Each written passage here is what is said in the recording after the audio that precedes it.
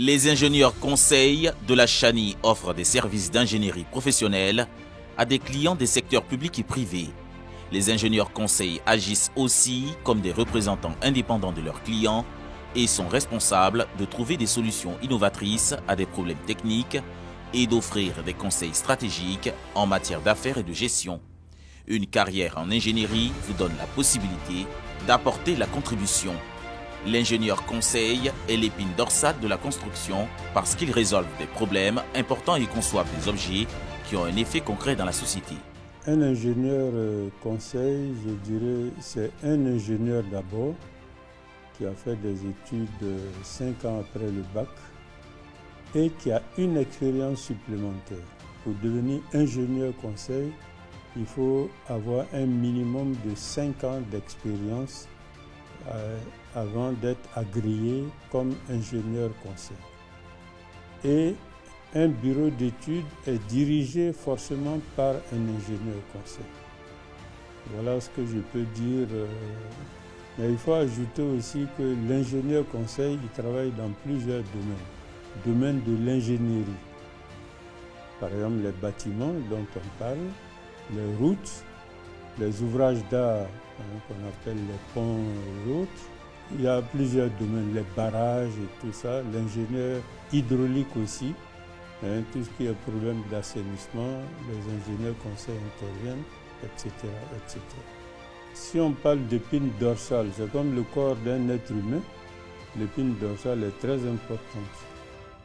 En ce qui concerne les bâtiments, les immeubles surtout, en équivalence, le côté structure, béton, c'est un peu comme l'épine dorsale d'un bâtiment. Et cette épine dorsale, c'est l'ingénieur conseil qui doit en prendre soin, qui doit faire attention à cela. C'est ce qui permet la stabilité du bâtiment. Et cette stabilité, il y a plusieurs étapes de faire en sorte de telle sorte que cela soit solide. Et une fois que cette partie béton est solide, le reste, c'est que de l'habillage. Et selon la loi de 2019, disons qui concerne le code de la construction et de l'habitat, ce sont les ingénieurs conseils qui sont chargés de la stabilité des bâtiments. Donc, pour répondre à la question, l'épine dorsale d'un bâtiment, c'est l'ingénieur conseil qui doit veiller à cela. Et c'est très important. Les ingénieurs conseils interviennent sur l'ensemble des opérations concernant la construction ou la rénovation d'un ouvrage, depuis l'étude jusqu'à l'exploitation. Ils élaborent les études préalables à la construction, analysent les divers paramètres, tant en matière de faisabilité de projet que de contraintes environnementales économiques et détermine un projet chiffré répondant au cahier de charges du chantier et veille au respect du budget et des délais. La première phase avant d'obtenir le permis de construire. Parmi les dossiers à déposer, il y a ce qu'on appelle les études de structure. Il y a des études qui sont effectuées au niveau de la structure béton, surtout pour pouvoir permettre plus tard que le bâtiment soit solide. Ces études-là, en fait, il y a plusieurs étapes de grands calculs mathématiques avec des logiciels pour pouvoir déterminer, par exemple, quel type de fondation on va adopter par rapport à un immeuble donné. Donc, on va dimensionner les fondations, on va donner le ferraillage, on va passer au dallage, les poteaux, les poutres, les dalles, etc., etc. Donc ça, c'est la première partie. Étude structure béton. Bon, il y a d'autres structures comme le métallique, le bois, etc. Mais pour nos bâtiments ici, de façon générale, c'est le béton. Donc, la première phase, il faut faire une bonne étude béton. Et ça, c'est mieux de donner à un ingénieur conseil. La deuxième phase, c'est au niveau du suivi et du contrôle des travaux. Je voudrais dire aux Ivoiriens que cela est très important Parce que je disais tout à l'heure que l'ingénieur conseil, c'est un ingénieur qui a une expérience. Donc sur le terrain, on va vérifier d'abord l'implantation du bâtiment.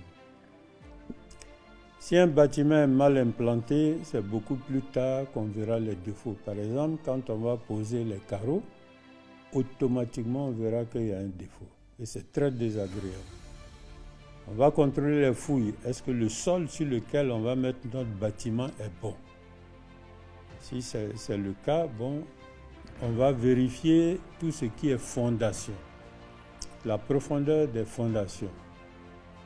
On va vérifier les matériaux. Est-ce que les matériaux, gravier, sable, ciment, fer à béton sont de bonne qualité? Si c'est de bonne qualité, alors l'ingénieur conseil permet la mise en œuvre.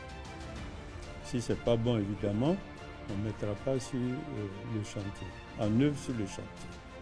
C'est comme les agglos, qu'on appelle communément les briques.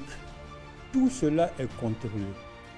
Même quand on va positionner le fer à béton, il y a une façon de positionner de telle sorte que ce ne soit pas en contact avec le coffrage, parce que si c'est le cas, il va avoir la rouille qui va attaquer le fer à béton et plus tard, le béton va éclater et ça diminue la résistance de l'élément qui va porter la charge qu'il y a. Donc cette deuxième phase est très importante. Même le mélange du béton. Le mélange du béton doit se faire de façon, je dirais, normale, selon les normes. Le béton doit être mélangé dans une bétonnière de façon homogène. Quand on va faire la mise en œuvre, il faut vibrer le béton.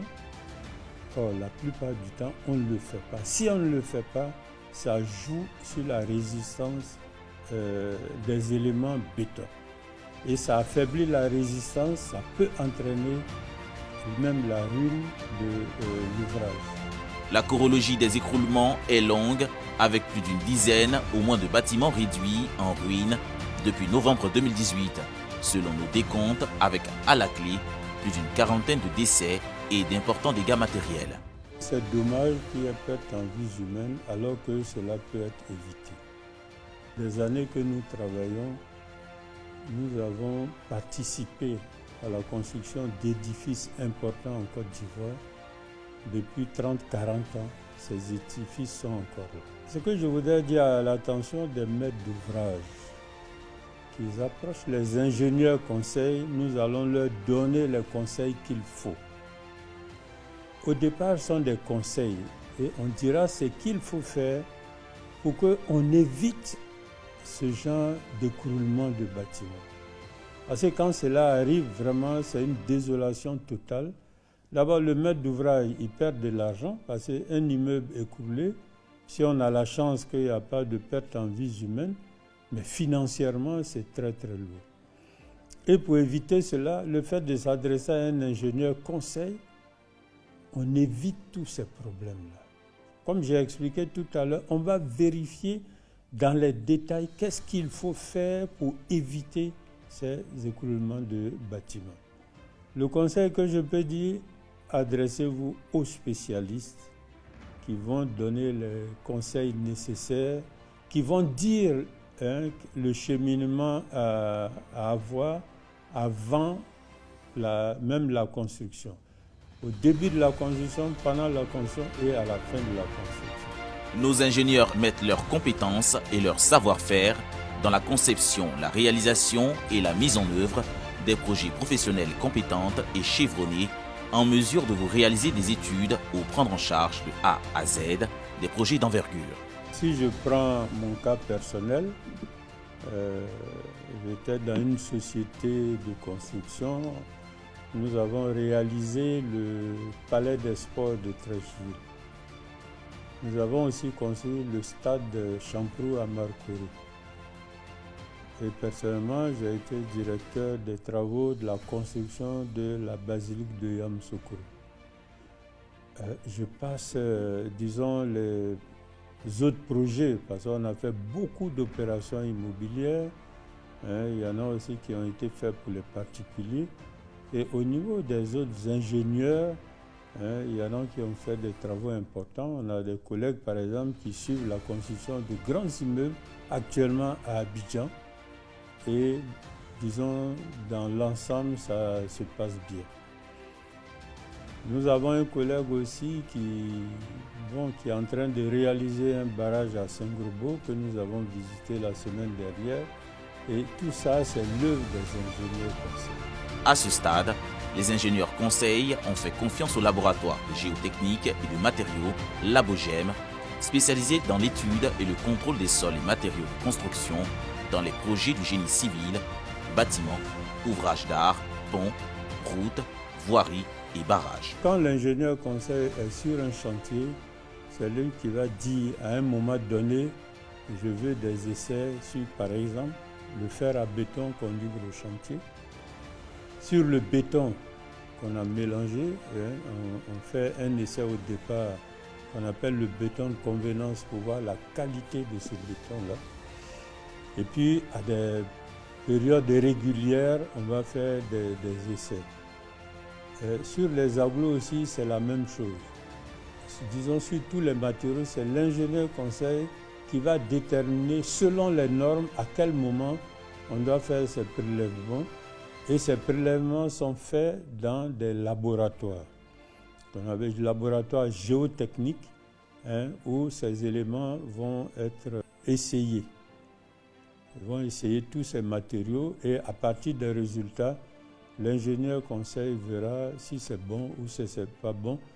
Au cas où ce n'est pas bon, il y a des choses qui sont rattrapables, mais il y en a d'autres, si c'est vraiment grave, alors on procède à la démolition de la partie concernée. L'étude du sol géotechnique consiste à faire une analyse du sol pour connaître sa nature et sa composition.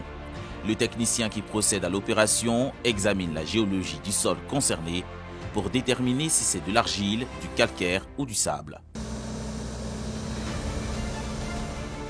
Ainsi que s'il est compact ou non, ce sont des informations nécessaires pour décider de ce que l'on peut ensuite construire dessus en toute sécurité. Quand vous avez l'idée du projet et que vous aspirez construire un bâtiment ou un ouvrage, alors il faut vous rapprocher des services des laboratoires, notamment les laboratoires de géotechnique, qui eux ont la capacité de vous étudier le sol. Vous savez, le sol sur lequel on marche, j'ai pour habitude de dire que le sol, en tout lieu où on se trouve, a un poids maxi qui peut supporter. Alors quand vous marchez sur le sol et que le sol tient et que vous-même vous tenez, ça veut dire que votre poids est inférieur au poids que le sol supporte. Alors c'est la même chose exactement pour le bâtiment. Remarquez, quand vous marchez dans des bas-fonds, vous vous enfoncez jusqu'à ce que le sol puisse vous supporter et que ça s'arrête. C'est exactement comme ça que le sol fonctionne. Alors, nous, quand le client nous commande une étude, on va envoyer, vous voyez cette machine qui est là, on va l'envoyer au chantier. C'est une sondeuse, c'est une sondeuse qui a pour capacité de faire des fourrages jusqu'à une profondeur de 100-150 mètres en fonction du projet que vous voulez réaliser. Ça va de la plus petite profondeur à la plus grande. Si c'est une villa duplex, on ne va pas aller chercher loin parce que les fondations seront superficielles. Mais quand c'est un immeuble R+10, R+50, il faut aller en profondeur pour pouvoir regarder l'influence que le bâtiment va avoir dans le sol en fait. Alors donc ici c'est un pressiomètre. C'est un équipement qui est vraiment le meilleur en matière d'exploration du sol. Alors ce pressiomètre là, d'abord on va utiliser l'équipement qui est là pour faire le fourrage. Après avoir fini le fourrage, on va introduire une sonde dans les terrains qui va nous mesurer les pressions limites dans le sol. Alors après avoir pris ces pressions limites dans le sol à des profondeurs bien identifiées, on va retourner au laboratoire pour faire ce qu'on appelle les calculs pour donner à l'ingénieur conseil la charge maxi que le sol peut supporter à une profondeur donnée. Parce que ces éléments-là vont servir au bureau d'études pour pouvoir calculer le projet et calculer la fondation. Alors nous, notre rôle en faisant les études de sol, c'est d'identifier de quoi est-ce que le sol est constitué. On vous donnera également la profondeur où se trouve le niveau de l'eau. Parce que si vous voulez faire un sous-sol et que l'eau se trouve à 3 mètres, déjà vous avez une idée de ce qu'il faut faire en termes de dépenses, en termes de choses que vous devez prendre en compte pour réaliser votre projet. Alors donc on va vous donner les différentes couches de sol que vous avez, on vous donnera le niveau de l'eau dans le sol Et avec ces informations, le bureau d'études pourra avancer et réaliser votre projet sans problème. Alors, la chose qui est vraiment la plus importante, c'est de proposer des solutions de fondation adaptées au projet. Vous voyez, quand le sol le permet, on va vous dire de faire des fondations qui vont descendre à on va appeler ça des fondations superficielles, des fondations qui ne vont pas descendre profond. Maintenant, quand le sol et le projet ne le permettent pas, on va vous demander d'aller un peu plus profond, on va parler de trouver le bon sol. On va parler des fondations qu'on appelle semi-profondes qui vont descendre à une profondeur donnée. Et quand votre projet et le sol également ne sont pas en adéquation et qu'il faut aller chercher le sol à une profondeur donnée, on va vous donner la profondeur à laquelle il faut aller déposer votre fondation pour que le bâtiment qui vient puisse être supporté par le sol. Alors le laboratoire, un partenaire, je vais dire indiscutable dans le domaine du génie civil, parce que tous les ouvrages que vous faites, que vous avez à réaliser, vont se poser sur le sol. Ce sol-là, il faut le maîtriser. Il n'y a que le laboratoire, avec les équipements qu'on vous a présentés, qui ont la capacité de vous décrire le sol et de vous décrire les charges maxi que le sol peut supporter, afin que l'ingénieur de structure, l'ingénieur conseil, puisse les utiliser pour faire ses calculs. Le sable ou arène est un matériau granulaire composé de petites particules issues principalement de la décomposition des roches et peut être constitué de 180 minéraux divers quartz, granit, mica et feldspath.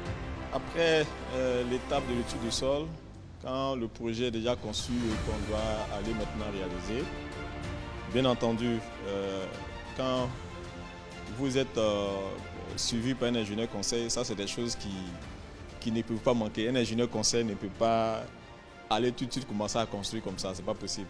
Il va passer par le laboratoire qui va l'accompagner pour l'exécution de ces travaux. Alors ce que vous voyez là, c'est du sable. Pour vous montrer que construire n'est pas un acte banal, on ne le fait pas comme ça sans règles. Alors, le sable est analysé ici en notre sein au laboratoire pour apprécier la qualité de ce sable avant de l'utiliser pour la confection d'un béton.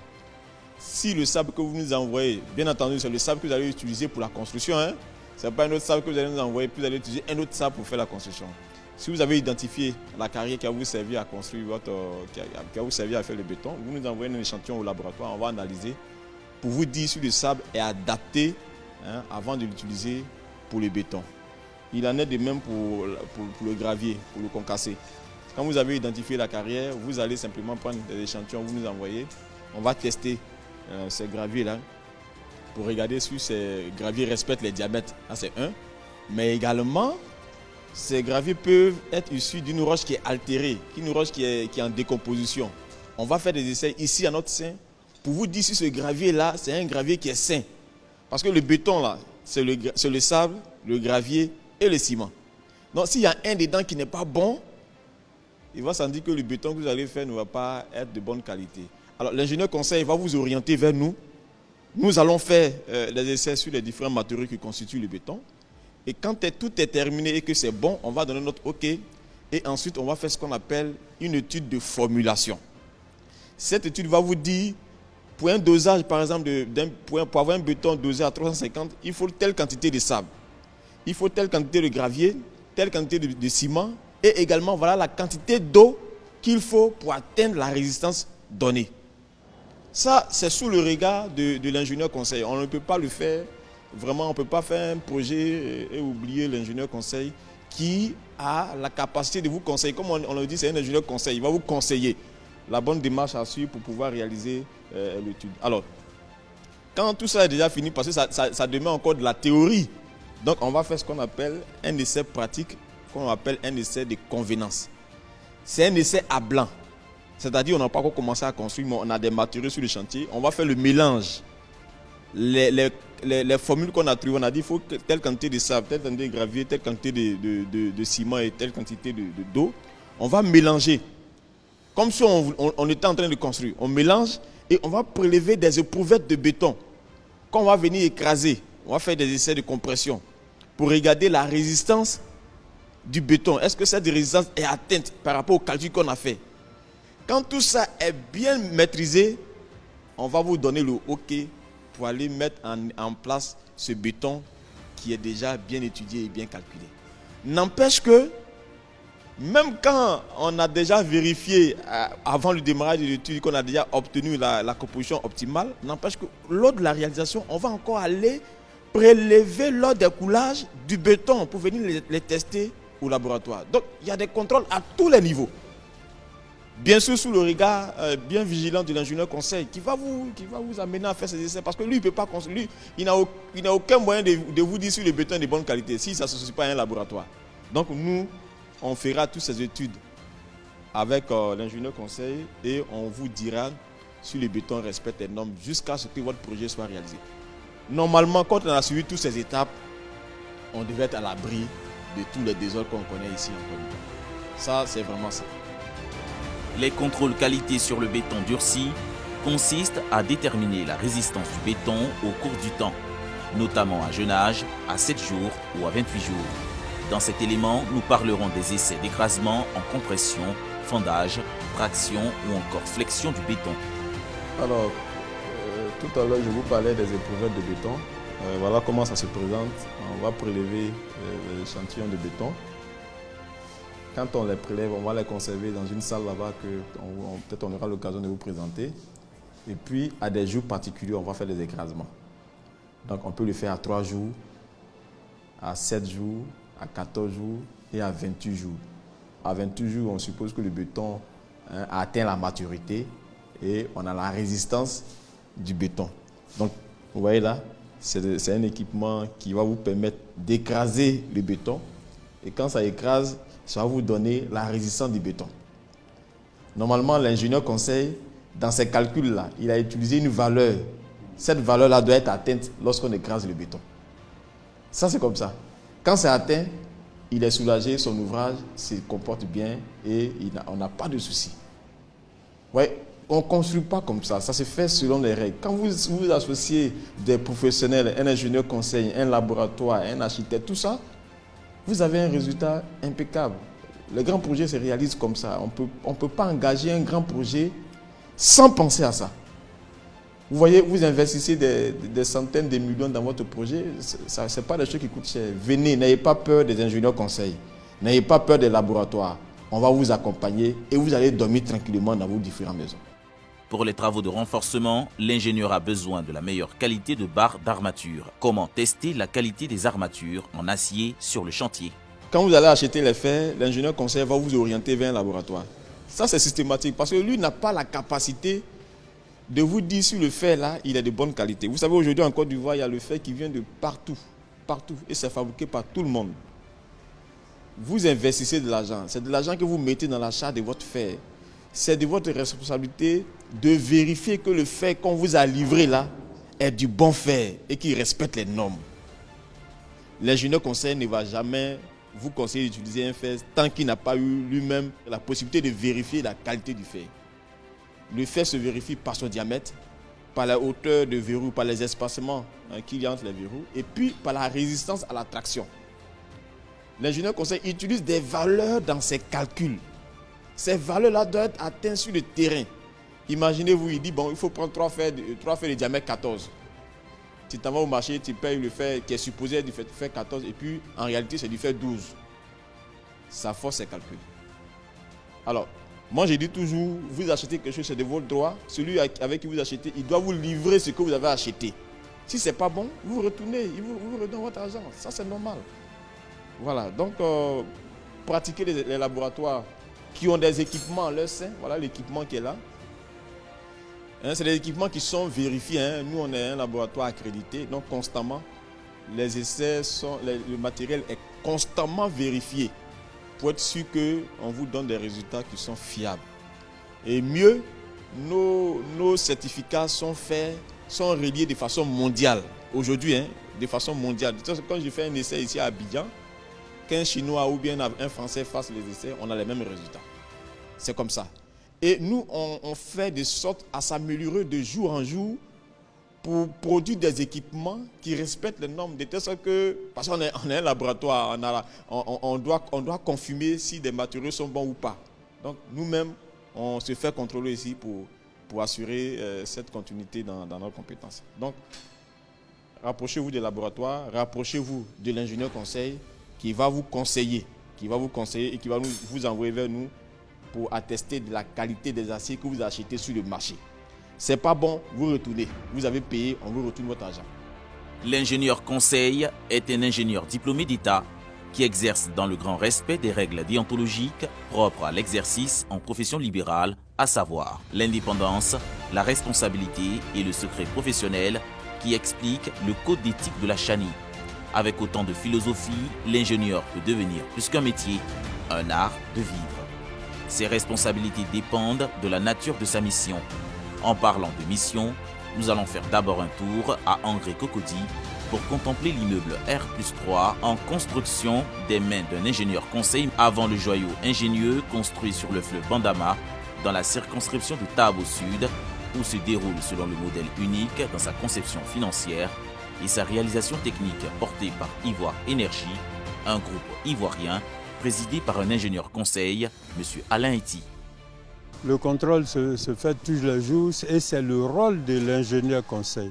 Depuis la conception, c'est-à-dire que les plans d'exécution, les plans béton qui sont faits, il se les approprie, il vérifie si c'est conforme, alors c'est mis en place. D'abord, on va faire une implantation des bâtiments. Quand l'implantation des bâtiments est faite, on vérifie, l'ingénieur conseil vérifie, est-ce que l'implantation est bonne?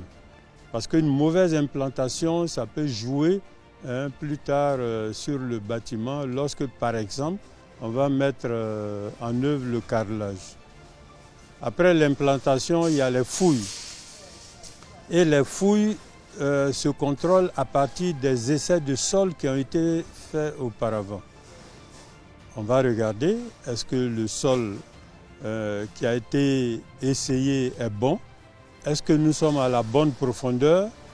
Et c'est à partir de ces essais de sol qu'on détermine le type de fondation. Est-ce que ce sont des semelles isolées?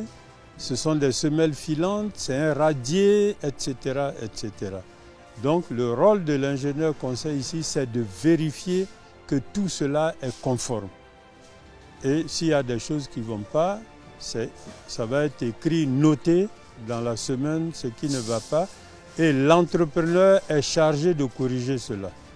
Notre rôle, c'est de veiller à ce que les travaux soient exécutés selon les normes et de garantir la solidité des bâtiments. L'ingénieur conseil est en charge des études liées à la construction d'un ouvrage réalisé par une entreprise. Son intervention détermine les procédés techniques à utiliser ainsi que les conditions d'un chantier. C'est un chantier de 2 bâtiments R+3. Voilà, le premier bâtiment que nous allons appeler le bâtiment A est un bâtiment R+3 avec mezzanine. Voilà, la destination c'est à la fois pour le commerce et pour l'habitation. Voilà, le rez-de-chaussée sera pour le commerce et nous aurons les habitations sur les étages. Le second bâtiment que nous allons appeler le bâtiment B, voilà, c'est uniquement pour les habitations.